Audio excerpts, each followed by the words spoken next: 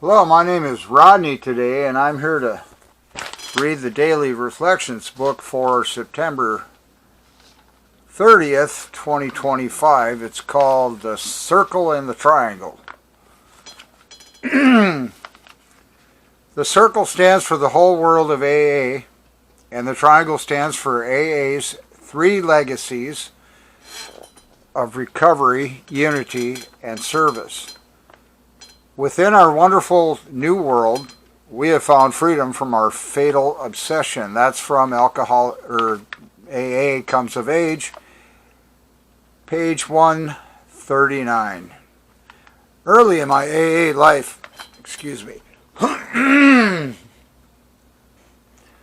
Early in my AA life, I became employed in its services, and I found the explanation of our society's logo to be very appropriate. First, a circle of love and service with a well-balanced triangle inside, the base of which represents our recovery through the 12 steps. Then the other two sides representing unity and service respectively. The three sides of the triangle are equal. As I grew in AA, I soon identified myself with this symbol. I am the circle, and the sides of the triangle represent three aspects of my personality: physical, emotional sanity, and spirituality, the latter forming the symbol's base. Taken together, all three aspects of my personality translate into a sober and happy life. Period. The end of the reading. So right off the top, I've already recorded this once, and I did not record it. Something happened, and it didn't get captured. So, you get the benefit of that. Maybe I have some better ideas here. Taken together, all three aspects of my personality translate into a sober and happy life. I didn't see sobriety or happy mentioned anywhere in there. So if you had a question of how to get a sober and happy life, maybe practice this unity, service, love, and spirituality stuff. How might you do that? How might one do that? How did I do that more directly? I couldn't tell you exactly right offhand, at least not very clearly.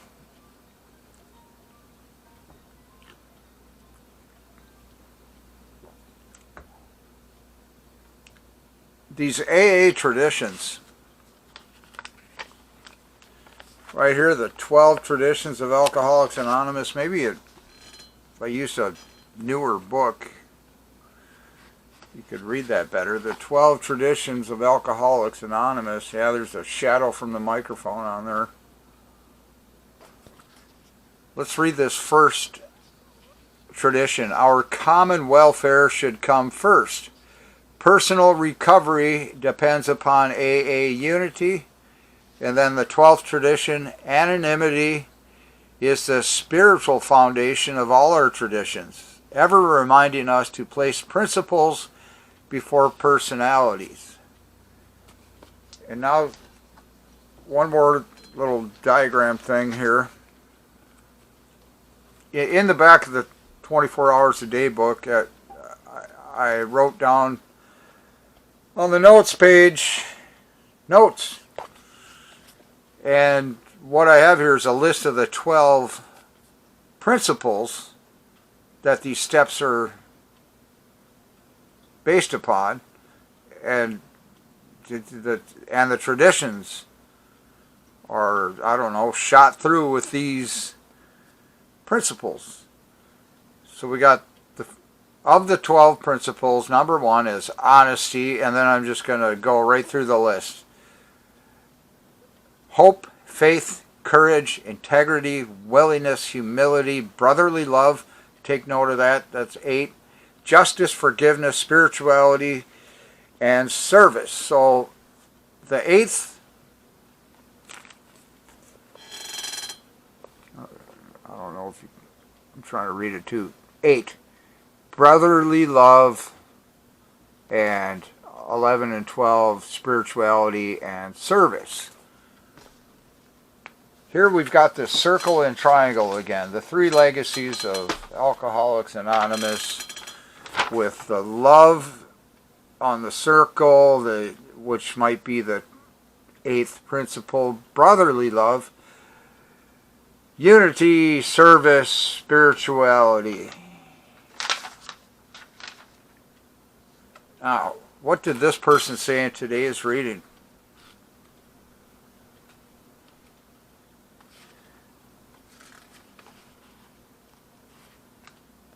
Early in my AA life, I became employed in its services, and I found the explanation of our society's logos to be very appropriate, but maybe not. Forget what I called myself today. Rodney, I think. Anyhow, I'm Rodney. I'm a recovering alcoholic.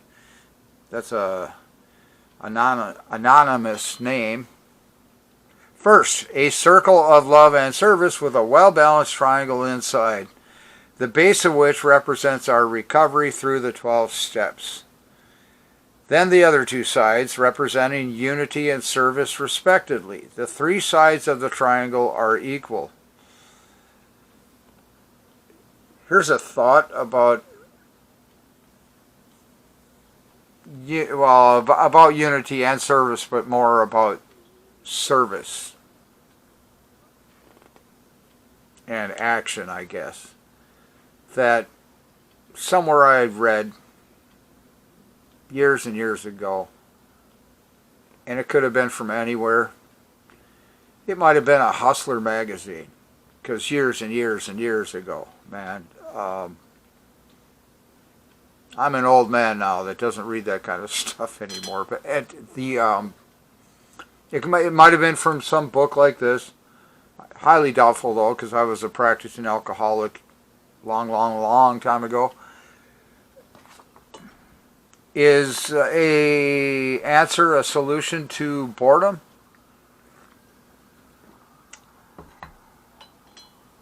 I've got some thoughts on boredom too, which I'm not going to bore either of us with. A cure for, boredom, and maybe the blues, or feeling down, melancholy, some mild depressive mood, the blues. I can't think of another word like that, just when you're feeling low, is through some kind of action, service, more in particular. See what the other people around you need or enjoy. And when I say see what other people need, you might be walking down the street by yourself. You might be sitting by yourself in the house, in a tent, laying on the sidewalk. I don't know where you're at, and you start feeling down and blue. One way, I read somewhere, like I said, it could be in a reputable magazine like Hustler, or Reader's Digest, or who knows what. It might have been in a book about self-improvement or spirituality. It might have been in the Bible, but it wouldn't come out that clear and say it that way, the service, because there are scriptures. What's the point, Rodney? Is do something nice for your fellow man, and I mean man as in human. Do something nice for your fellow human. If you can see that somebody needs something, try and help them obtain that. And don't be expecting anything back other than maybe a slight lift in your mood, and you won't be bored any longer, because all of a sudden you will be doing some action. Okay, so that's service here. So if you put this together with Alcoholics Anonymous and your fellow man being a ex-drunk, and you're at a meeting, you're at a club, say more properly, you arrived at the club, you're in the park, within proximity of the club, and you're actually transporting your body into the interior of the club. Fellowship can happen outside. It's not the meeting yet, but there's people out there that are probably of like mind. Unity, right? Service. Maybe you can help them park their car. Maybe you could help them get their car started after the meeting, before the meeting. Maybe it's a meeting before your meeting, and they can't get their car out of the way, so you can park there. Who knows, man? Service, right? You will not be bored any longer. Or blue, probably, because it'll take your mind off it, and you can help somebody else. And then at worst case scenario, you can pat yourself on the back and go, okay, I'm such a swell guy, I can go have a drink now. It happens a lot. Anyhow, so unity and service respectively. The three sides of the triangle are equal. So with a dose of spirituality in there, maybe you won't be going off to get a drink. Because I've found over the years that when I was drinking, I wasn't talking to God. I wasn't asking. I was, let's see, not talking. I was yelling at God. I was criticizing God. I was blaming God. I was all this negative stuff towards God for me. And here, this brings us to the 11th step, the 12th step. So remember now, 5 things regarding the 3 legacies of Alcoholics Anonymous, the circle, and the triangle. Which I guess in one way that's 4 surfaces, like the outer diameter circumference of the circle thing, and then the 3 sides of the triangle. 3 plus 1 is 4. Anyways, remember these several items. More than 2, more than a couple, more than 3. These several items, less than 10. Early in my, here, 8, 11, and 12. And 12. And this isn't helping me right now. This will help me. The 12 traditions of Alcoholics Anonymous. 1 and 12. And then the steps 11 and 12. Remember when I said I would I don't know, espouse, I would scream angrily lots of these things at God, anything in the negative, because I wasn't doing what this book says, because I was drinking, and the drinking was negating my spiritual growth and activities in that area.